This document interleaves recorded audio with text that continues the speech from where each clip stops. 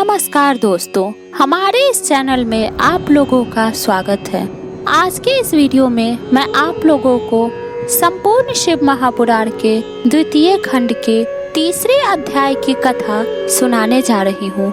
दोस्तों, यदि आप इस चैनल पर पहली बार आए हैं तो चैनल को सब्सक्राइब करके बेल नोटिफिकेशन ऑन कर ले, और यदि आपने सब्सक्राइब कर लिया है तो बहुत बहुत धन्यवाद। दोस्तों, कथा इस प्रकार है। ब्रह्मा जी ने कहा, हे नारद, इस प्रकार मैंने शिव जी की माया के अधीन होकर तथा अहंकार के वशीभूत होकर पहले तो अपने प्रभु के साथ वैर किया, तदुपरांत कामदेव पर कृपा करके दक्ष प्रजापति से इस प्रकार कहा, हे पुत्र, तुम अपनी स्वेदका नामक पुत्री का विवाह कामदेव के साथ कर दो तो हमारा हृदय प्रसन्न होगा।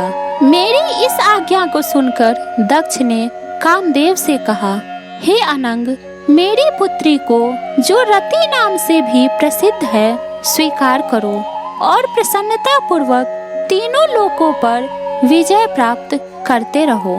कामदेव ने भी दक्ष की यह प्रार्थना स्वीकार कर ली। तब रति के साथ कामदेव का बड़ी धूमधाम के साथ विवाह हुआ। उस समय मैंने अत्यंत प्रसन्न होकर दक्ष को अपनी बाईं ओर बिठाया। फिर पिता के समान उपदेश करते हुए भगवान सदाशिव ने मुझसे जो शब्द कहे थे उन पर विचार करते हुए दक्ष से बोला, हे दक्ष, शिव जी योगी रूप धारण कर तीनों लोकों को जीत, भोग विलास को त्याग, स्त्रीहीन हो सदैव स्वच्छंद विचरण किया करते हैं। अपने दसों इंद्रियों पर विजय प्राप्त कर वे स्वाधीन बने हुए हैं। अतः तुम कोई ऐसा उपाय करो जिससे शिव जी सांसारिक रीत के अनुसार अपना विवाह कर ले। ऐसा हो जाने पर हम निश्चिंत हो जाएंगे। शिव जी ने तुम्हें भी बहुत धिक्कार दिया है और अपने बड़प्पन के अहंकार में भरकर किसी को कुछ नहीं समझा है। यदि विष्णु ने हमसे ऐसा कहा होता तो हम कभी भी बुरा नहीं मानते। शिव जी हमारे पुत्र होते हुए भी हमारे प्रति ऐसे कटु वचनों का प्रयोग करते हैं और तुमसे भी, जबकि तुम उनके भाई होते हो, इस प्रकार अनादर वचन कहते हैं। सो यह किसी भी हालात में उचित नहीं है। अस्तु, जब तक शिव जी किसी स्त्री से विवाह नहीं कर लेते हैं तब तक हमारा शोक दूर नहीं होगा।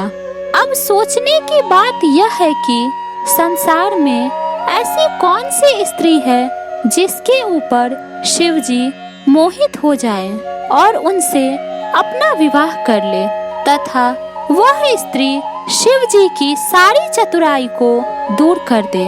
यहाँ यह बात ध्यान में रखने की है, जब कामदेव भी शिव जी को वश में नहीं कर सका तो अन्य देवता उनके समक्ष किस प्रकार ठहर सकते हैं। फिर भी यदि कामदेव कुछ प्रयत्न करे तो शायद काम बने। हे नारद, इतना कहकर मैं हंसता हुआ कामदेव के पास जा पहुंचा। उसके सुंदर स्वरूप को देखकर मुझे यह निश्चय हो गया कि कामदेव द्वारा हमारा यह काम अवश्य सिद्ध हो जाएगा। कामदेव ने मुझे अत्यंत आदर पूर्वक अपने पास बैठाया। उसी समय मेरे श्वास से एक अत्यंत सुंदर पुरुष उत्पन्न हुआ। उसका नाम मैंने वसंत रखा। वसंत के जन्म से कामदेव की शक्ति में वृद्धि हुई। उस समय तीनों प्रकार की वायु चलने लगी तथा पक्षीगण मधुर स्वरों में चहचहाने लगे। कोकिला भी मीठे स्वरों में कूक उठी। कामदेव की उस शक्तिशालिनी सेना को देखकर मैंने कहा, हे मनमत, यदि तुम अपने पराक्रम से शिव जी को वश में कर लो तो तीनों भुवनों में तुम्हारी अत्यंत प्रसिद्धि होगी। अस्तु, तुम मेरी आज्ञा मानकर इस कार्य को शीघ्र संपन्न करो। मेरी इस आज्ञा को सुनकर कामदेव ने उसे अपने मस्तक पर धारण किया। तदुपरांत वह मुझे प्रणाम कर एवं अपनी सेना को साथ लेकर शिव जी के समीप चल दिया। दोस्तों, इस प्रकार संपूर्ण शिव महापुराण के द्वितीय खंड के तीसरे अध्याय की कथा पूर्ण हुई। यह कथा आपको कैसी लगी हमें कमेंट में बताने का प्रयास करें। वीडियो को लाइक करें और अपने दोस्तों के साथ शेयर करें। यदि आप इस चैनल पर पहली बार आए हैं तो चैनल को सब्सक्राइब करके बेल नोटिफिकेशन ऑन कर लें, और यदि आपने सब्सक्राइब कर लिया है तो बहुत बहुत धन्यवाद। दोस्तों, शिव महापुराण के इससे पहले के सभी अध्यायों की कथा हमारे चैनल पर उपलब्ध है, आप वहां से देख सकते हैं। धन्यवाद।